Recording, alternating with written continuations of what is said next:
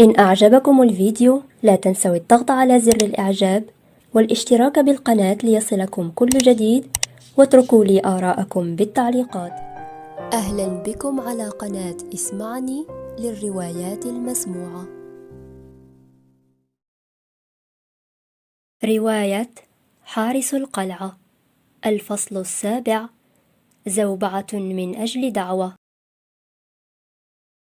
لم يكتفي جاك بأنه لم يستسغ فكرة قضاء لورا أمسية مع خاله، إنما عارض الفكرة بشكل قوي، وحتى السيدة جيرارد لم تعجبها فكرة خروجها مع هوغو، لأن هذا يزعج جاك، وكلاهما أخبراها بما يشعران في اليوم التالي في المساء عندما تركها هوغو لإنجاز بعض الأعمال الخاصة، وكانت طوال النهار تحاول أن تقرر فيما لو تخبر جاك أم لا، ولكنها أدركت أنه لا بد سيعرف، وليس هناك من طريقة تتجنب فيها ذلك، وما من سبب في الواقع لشعورها بالذنب.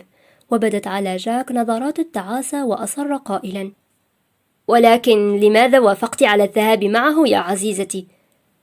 كانا يجلسان معا على إحدى الأرائك في تلك الغرفة الجميلة التي أحبتها لورا، ولاحظت أن السيدة جيرارد كانت تراقبها منتظرة جوابا منها، لو أن هوغو بقي وحضر جلسة الاستجواب، ولكن بالطبع فما من أحد يناقش تصرفات هوغو، وبالتالي لما كان هناك من استجواب لو بقي هوغو. كان من الصعب إيجاد الجواب الصحيح، وبلا شك فترددها أعطى المستمعين انطباعا خاطئا. الحقيقة أنها كانت تتوق لأمسية مع هوغو، ولكن لا يمكنها أن تقول ذلك بدون أن يسيء فهمها، وكان من الحماقة أن تتشوق للأمسية بسعادة، لأنها ربما قادتها للمشاكل لو تركت نفسها تتورط مع رجل كهوغو جيرارد. وسألتها السيدة جيرارد بلطف: ألم يكن عندك خيار يا صغيرتي؟ ونظرت إليها لورا بسرعة وأكدت لها قائلة: بالطبع كان عندي خيار. ونظرة واحدة إلى جاك أفهمتها أنه غير مقتنع، وسألها: إذن لماذا قبلت الذهاب معه يا حبيبتي؟ ولمعرفتها المسبقة بجاك فكان بمقدورها أن تميز التجاهم على وجهه الذي يبدو واضحا عندما يفشل في تسيير أمر على هواه. وتنفست لورا بعمق محاولة إفهامه وجهة نظرها، بالرغم من تشككها في أنها مناقشة ضالعة. وتذكرت لورا كيف فوجئت بالدعوة وقالت: أظن أنني في الحقيقة لم أفكر، فقد دعاني السيد جيرارد لأخرج معه وأنا قبلت الدعوة. وشعت عينا جاك بالغضب وقال: ليس عندك أي حق، لما لا؟ يا إلهي، عرفت أن هذا سيحدث. كان يجب أن لا أرسلك إلى هنا يا لورا، كان يجب أن أتركك في إنجلترا حيث لا يمكنه أن يراك، حيث كان بإمكاني العودة لأجدك. يا لي من أحمق، كان يجب أن أعرف. ووضعت السيدة جيرارد يدها على ذراعه متعاطفة معه، وتمتمت بقولها: عزيزي جاك. ولكن جاك لم يكن في مزاج عادي، ولم تكن لورا مستعدة لأن تقلب دعوة بسيطة إلى مصيبة كبيرة.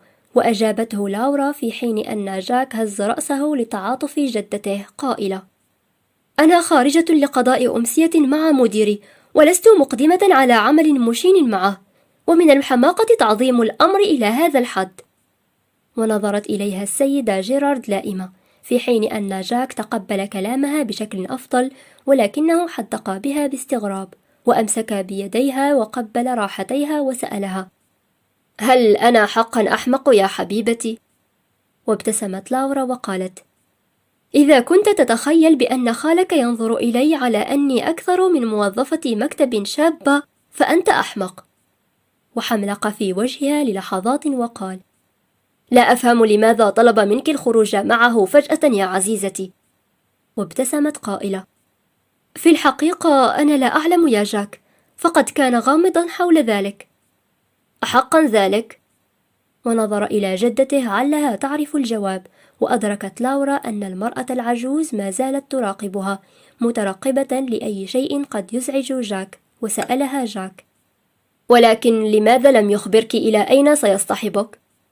وهزت لورا كتفيها وقالت: في الحقيقة لا أعرف. وعلقت السيدة جيرارد بهدوء قائلة: إنها ليست من عادة هوغو أن يكون غامضا في مثل هذه الأمور، ولا أعلم لماذا يتصرف بهذه الطريقة الغريبة.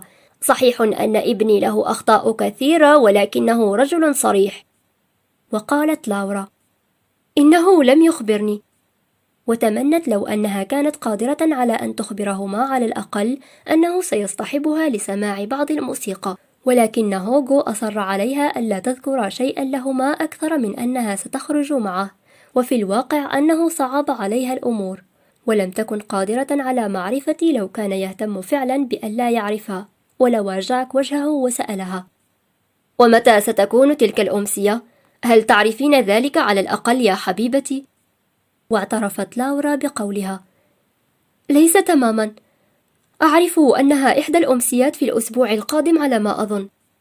وحدق بها جاك باستغراق وقال: أنت لم تعرفي إلى أين أو متى ستذهبين معه، ومع ذلك وافقت؟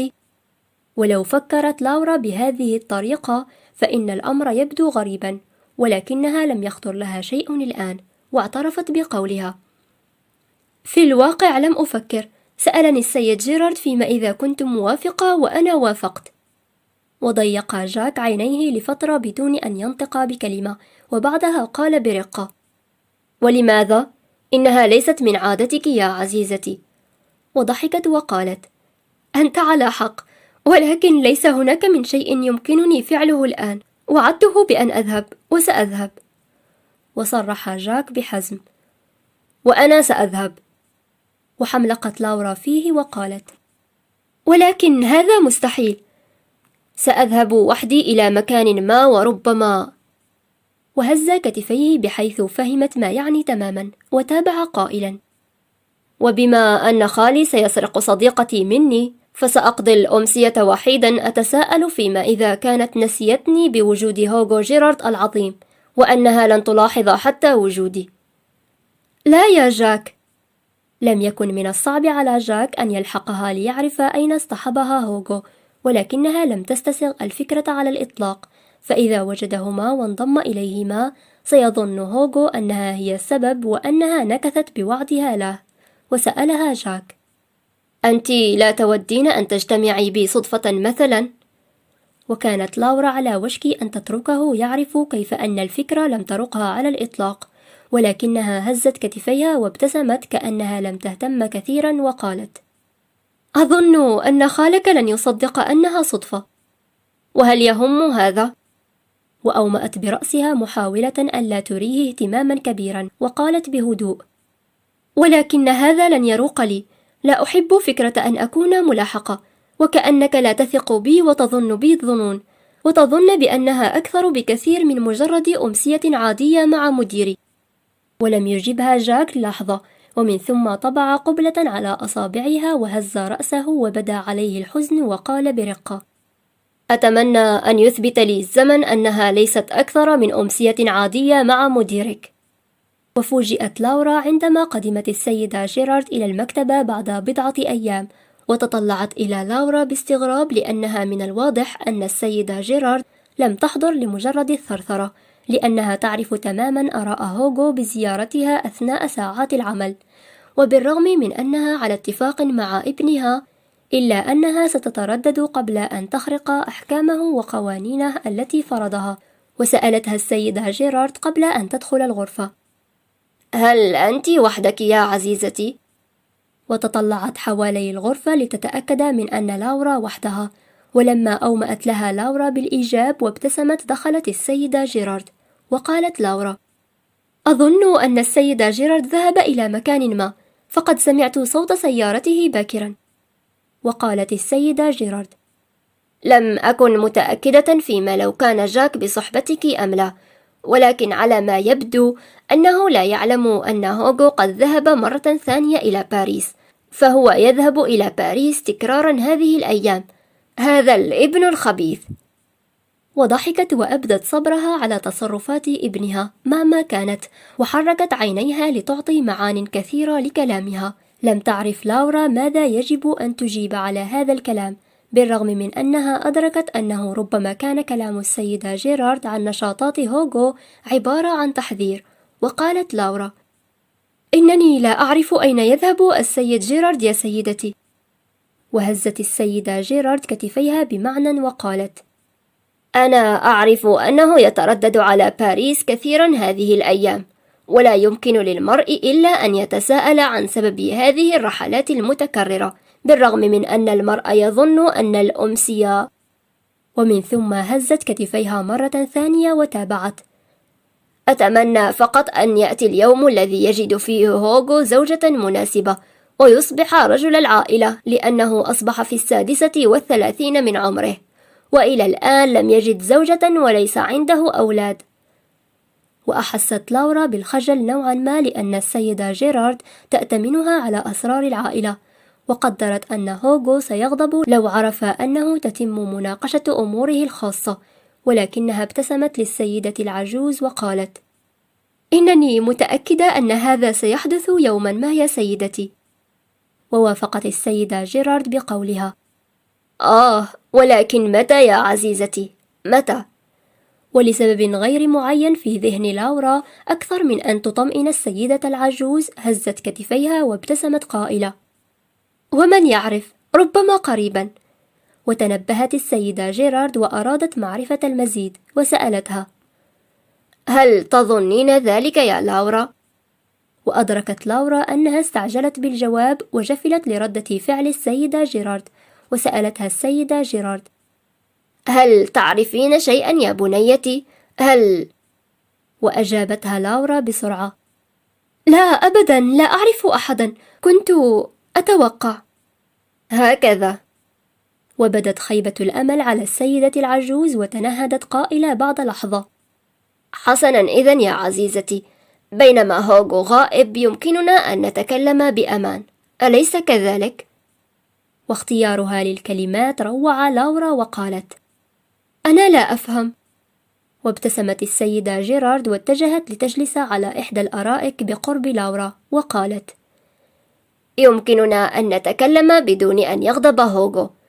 وجلست لورا على حرف الكرسي وشعرت بيديها ترتجفان، وتوقعت أن السيدة جيرارد كانت على وشك إلقاء محاضرة لتثنيها عن الخروج مع هوغو، واستغربت لأنها أحست أنها على استعداد للنقاش وقالت: لا أعلم عما تريدين أن تكلميني، هل أخطأت بشيء؟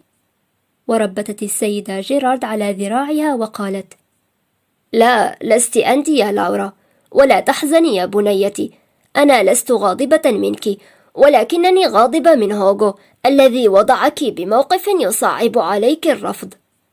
سيدتي. وحاولت السيدة جيرارد أن تشرح لها قائلة: أعني لا يمكنك أن ترفضي الذهاب معه. إذن كانت لورا على حق، فالسيدة جيرارد تود التحدث عن أمسيتها التي ستقضيها مع هوغو.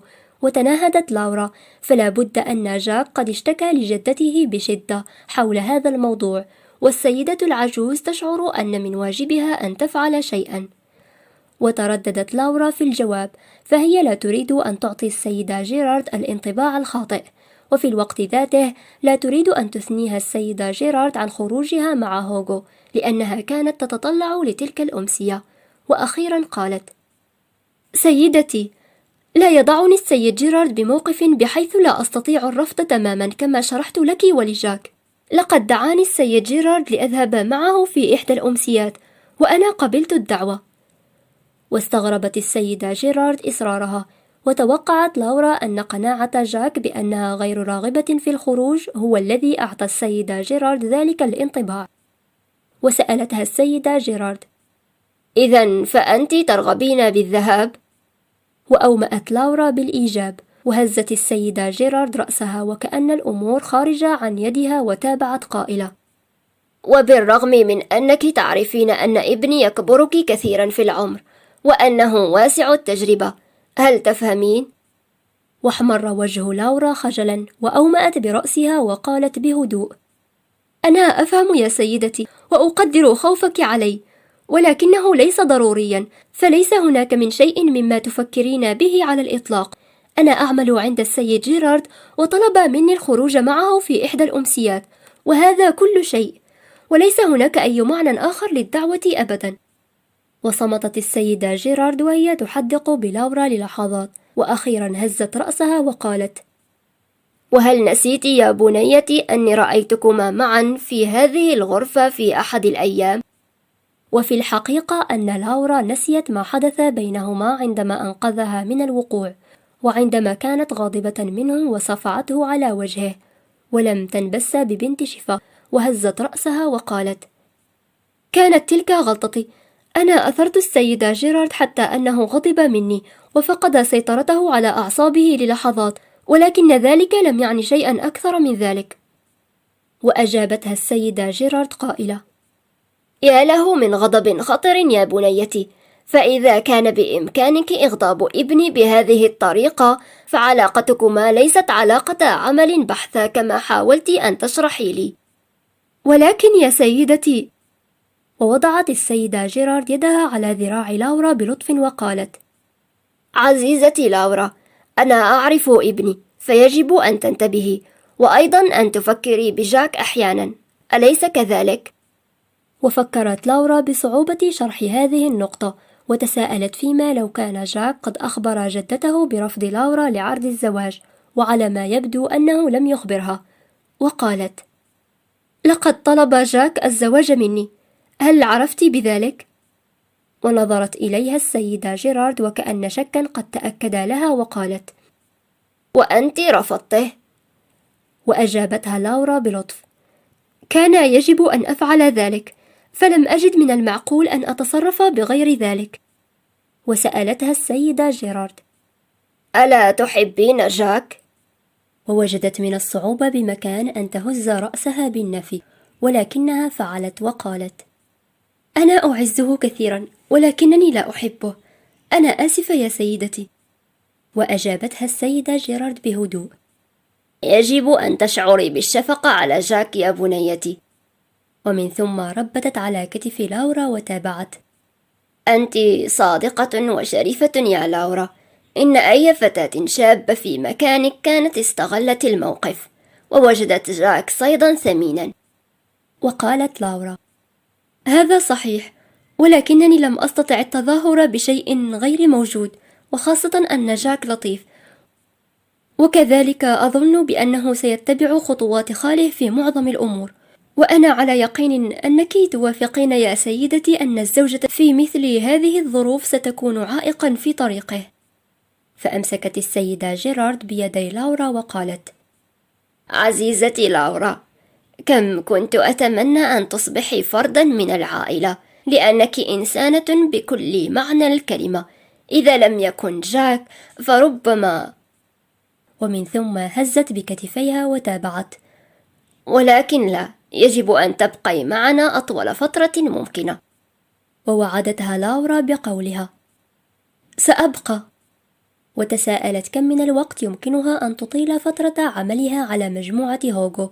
وفي صباح اليوم التالي، وبعد أن خرج هوغو من القلعة، دخل جاك إلى المكتبة، ولم تكن لاورا مشجعة له على الإطلاق، فقالت: جاك، لا يمكنك أن... وقاطعها مسرعا قبل أن تتم جملتها، ودخل بسرعة وطبع قبلة على جبينها وقال مبتسما: هوغو ليس موجودا، فنحن بأمان يا حبيبتي. وابتسمت لاورا وأصرت قائلة: أنا أعمل، وأنت تعرف كم يغضب هوغو إذا دخلت أنت بينما أنا مشغولة. وقال جاك: ولكنه لن يعرف، فجدتي تظن أنه ذهب إلى باريس مرة ثانية، فهو كما يقولون مشغول بأمور أخرى، أليس كذلك؟ وأجابته لاورا بقولها: أنت لا تعرف أين هو أو ماذا يفعل. واستغربت حدة صوتها وكأنها لم ترضى عن تفسيره الضمني لزيارات هوغو لباريس، ونظر إليها جاك بتعجب للهجتها أيضا، ورفع حاجبيه وقال: يمكننا أن نحذر، فمع هوغو ليس من الصعب أن يقدر المرء بأن هناك سيدة ما يوليها اهتمامه الكلي. وهزت لاورا كتفيها وابتسمت قائلة: ليس اهتماما كليا. وتابعت مفسرة نظرات جاك المستغربة: لأنه سيصطحبني في إحدى أمسيات الأسبوع المقبل. وعبس جاك وأخذ بيدها ووضعها فوق صدره وقال: أخبرتني جدتي أنك لم تغيري رأيك بالذهاب معه. ونظرت إليه لورا باستغراب وسألته برقة: وهل توقعتني أن أغير رأيي؟ فأمسكها بقوة وقال: أنت لا تريدين فعلا الذهاب مع هوغو، أليس كذلك؟ واحمر وجهها واصطرعت في داخلها مختلف المشاعر وقالت: لا أعلم لماذا أنت والسيدة جيرارد متأكدان بأني مجبرة على الخروج معه. أنا قبلت الدعوة للخروج مع مديري، وكانت الصدفة أنه رجل مشهور. لا أعلم لماذا تحاولان بشتى الوسائل منعي عن الذهاب.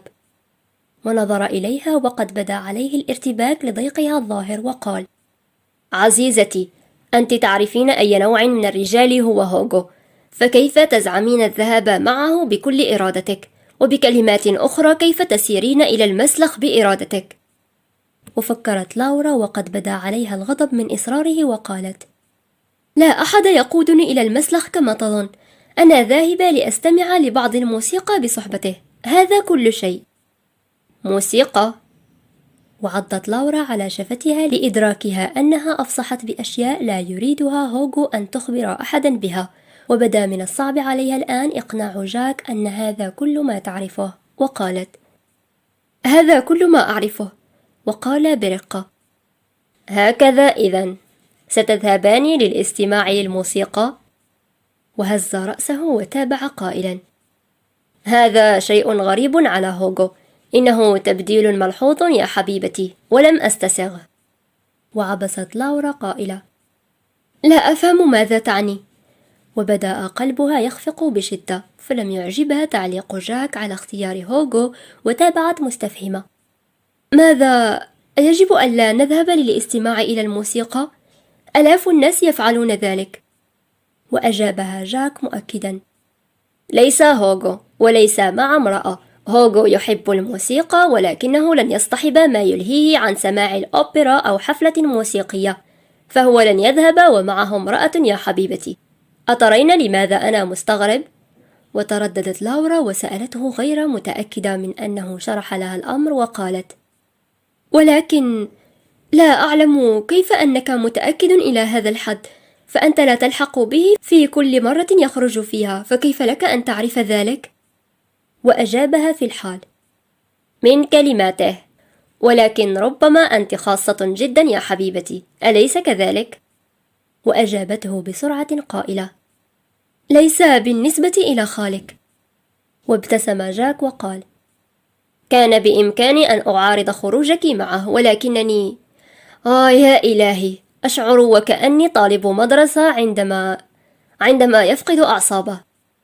الصراحة في كلمات جاك وتصريحه بخوفه من خاله بدت لها شيئا مضحكا، لأنها ظنت في البداية أنه يحترمه أكثر من أن يخافه، وقالت وهي تضحك: إذن لا تثير غضبه، فأنا ربما سأعاني أيضا من غضبه، وأنا في غنى عن ذلك. وطبع قبلة على جبينها وهمس قائلا: تبدين جميلة عندما تضحكين. هل أنت متأكدة أنك لا تودين القدوم معي في رحلتي يا حبيبتي؟ سأفتقدك كثيرا. وأجابته لورا بصدق قائلة: وأنا سأفتقدك، ولكني لن أستطيع القدوم معك، وفي الحقيقة ستشكرني على ذلك. إذن فسأخرج مع كل امرأة أصادفها في رحلتي، فما رأيك؟ سأصبح شيطانا أكثر من هوغو، وسترين ذلك. وشعرت برغبة بأن توافقه وتذهب معه، ولكنها كانت على يقين بأنه ليس الرجل المناسب لها، بالرغم من أنها مغرمة به وستفتقده إلى حد كبير.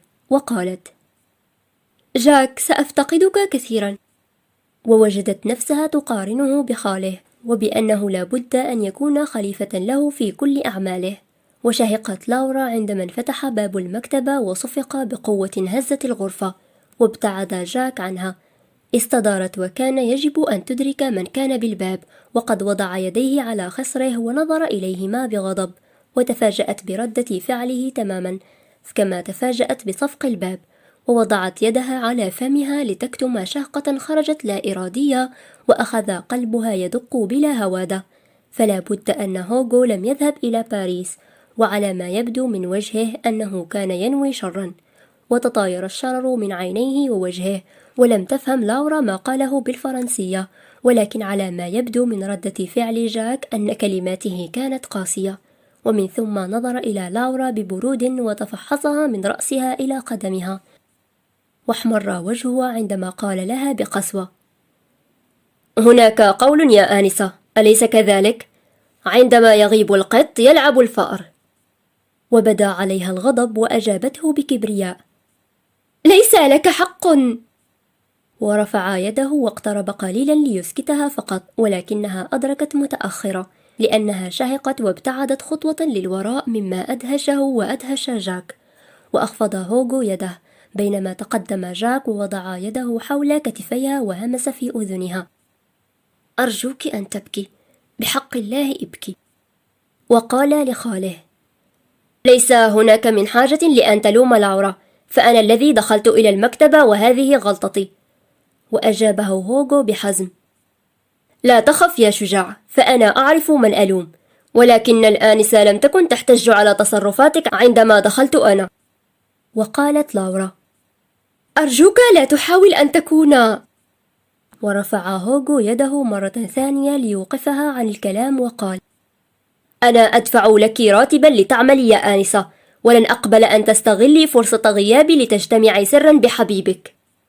وأجابته لورا باكية: ليس لك حق أن تتكلم معي بهذه الطريقة، ليس لك حق على الإطلاق، وهذا غير صحيح. وأجابها ببرود: أنا رأيت بعيني يا آنسة، لي كل الحق أن أعترض على تصرفك، فبالإضافة إلى أني رئيس عملك فهذا بيتي وأعمل ما يعجبني هنا. واستغربت لورا ردة فعله المبالغ بها على شيء صغير، في حين أنه انتقد هنري ستيوارد عندما طردها من عملها، ولكنها لم تكن قادرة على أن تجد مبررا لتصرفاته. وحاول جاك التدخل قائلا: هوغو أنا. ورفع هوغو يده مسكتا إياه وقال: بإمكانك أن تتصرف كما تشاء خارج ساعات عمل الآنسة كولتون. ورمق لورا بنظرة ثانية، مما سبب لها تقلصات في معدتها، وقال لها: بإمكانك أن تلهي مع أي كان يا آنسة، ولكن ليس أثناء العمل، أهذا مفهوم؟ ولم يكن هناك من حاجة لتتظاهر بالبكاء، لأن الدموع أخذت تنهمر بدون إرادتها، وقالت: نعم بالطبع يا سيد. ونظر إليه جاك بعينين مستعطفتين، بينما تابع هوغو قائلا ببرود: إذا كنت لا تحترمين قوانيني فيجب أن تتركي العمل، الخيار لك يا آنسة، والأمر سهل جدا. هل ستطردني؟ وربما كان كلامها ساذجا في تلك الظروف، وبالطبع كان سيطردها إذا لم تطع قوانينه. وفكرت لورا أنه في حالته تلك كان قادرا على فعل أي شيء، وانهمرت الدموع من عينيها أكثر. وكان جاك يضغط على ذراعيها بشدة، بحيث أدركت أنه ظن أنها تمثل البكاء لتخفف من غضب خاله، في حين أنها كانت منزعجة لأن الموقف خرج من يدها. فقد توقعت غضب هوغو فيما لو وجد جاك معها، ولكن ليس بهذه الطريقة. ولاحظ هوغو فجأة أنها تبكي، ونظر إليها باستنكار وقال: لورا أرجوك لا تبكي. وتقدم منها وأمسك بذراعها بلطف، في حين أنها كانت تقف بقرب جاك الذي كان يحاول تهدئتها. وقال لها جاك: اسكتي يا عزيزتي، هذا كاف، لا تبكي أكثر. وأجابته بصوت مرتجف: يا ليتني لم أبكي، ويا ليتك لم تأتي إلى هنا، ولا أعلم لماذا أبكي بهذه الطريقة، يا ليتني. وقال هوغو بصوت هادئ نوعا ما: ليس هناك من حاجة للانزعاج بهذا الشكل، فأنا فقدت أعصابي. ورفع ذقنها بيده وابتسم متجاهلا جاك، وكأنهما وحيدان، وذكرها بقوله برقة: لقد تحملت غضبي قبل ذلك. وضمها جاك إليه وقال: وأنا آسف أيضا يا عزيزتي، فلو لم آتي لرؤيتك لما كنت انزعجت هكذا. واستدار هوغو متجها نحو المكتب وقال ببرود: لقد أضعت لنا الكثير من الوقت يا جاك، يجب أن تترك لورا الآن لتعود إلى عملها. بالطبع.